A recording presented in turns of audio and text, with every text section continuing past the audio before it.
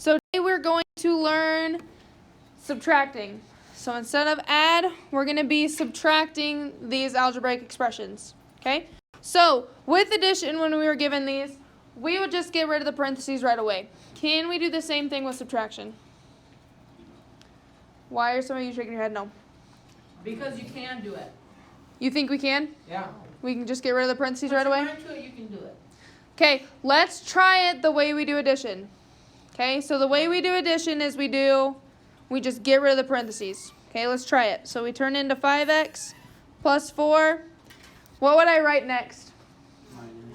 Minus 3x plus 2. Okay, this is if we did it the same way as addition. Let's see if we can do it.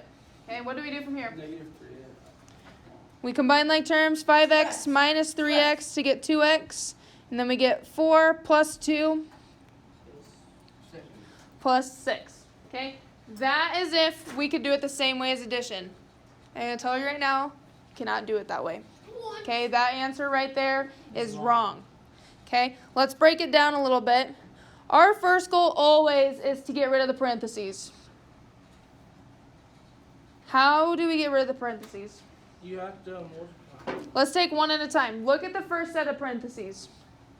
Is there anything around it, anything near, anything on the inside that we can take care of? No. So can we just get rid of the parentheses? No. On the first set? Yeah. Oh, yeah. We can, right? There's nothing on the outside, nothing around it that we have to worry about. Okay, there's nothing in front that will make us change our mind. Okay, so we can get rid of the first set of parentheses and keep it the same. So if we get rid of the first set, we have 5x plus 4. First set stays the same. Okay? Now if I look at the second set, what do I notice?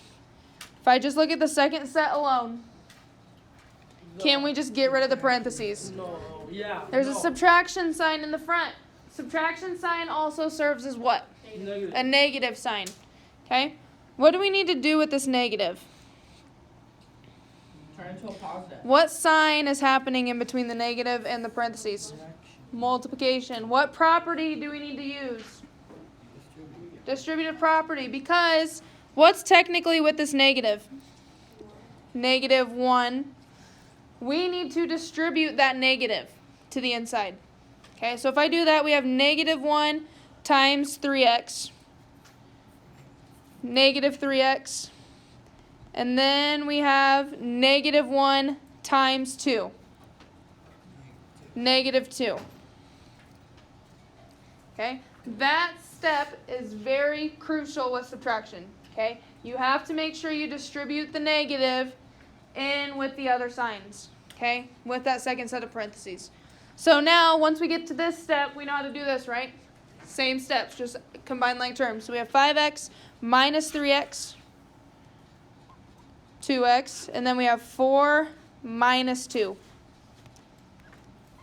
So we get plus 2. Okay, see how the answers are different? Wait, so when there's a negative sign and then there's a positive sign, you just make that the positive? Yes. Yep. Ultimately, I like how you brought that up. What is happening? Right. So the first parentheses were 3x plus 2. With that negative out front, all we're doing is we're switching the signs. Wait.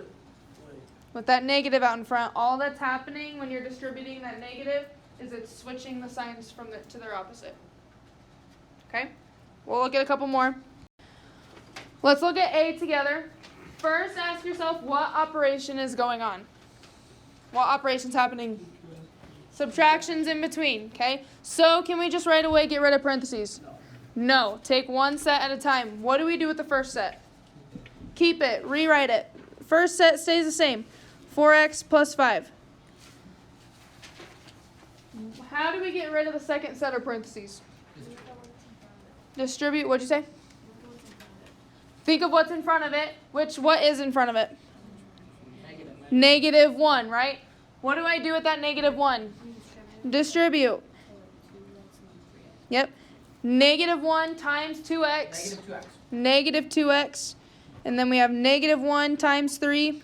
Negative 3. Negative 3. Okay? Notice again what happened. We had a positive 2x. Now we have a negative 2x.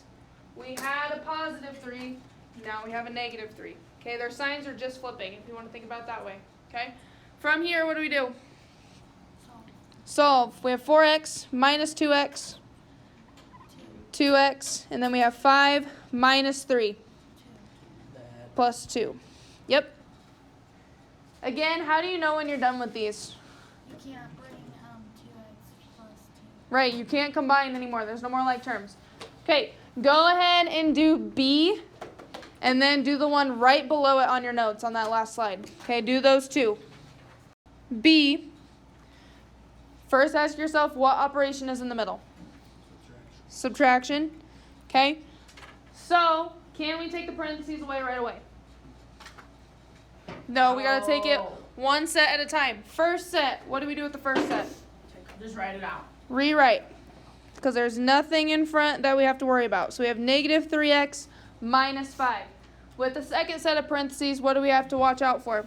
The first number. The negative out in front. Negative 1, what do we do with that?